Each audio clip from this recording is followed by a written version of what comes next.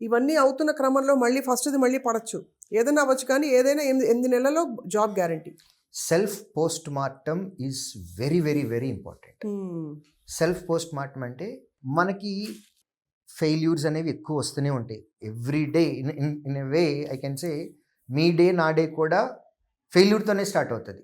అవును.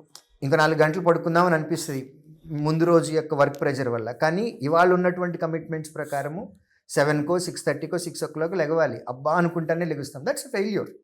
మనం అనుకునేవన్నీ మనకి రావు. సో స్టూడెంట్కి కూడా డెఫినెట్గా ఫెయిల్యూర్స్ అనేవి కామన్గా ఉంటాయి.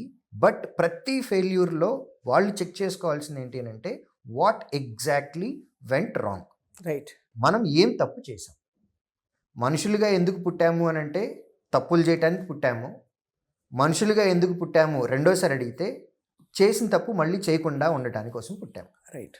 సో ఒకసారి చేసే mistake we have to learn from our mistake and improve that.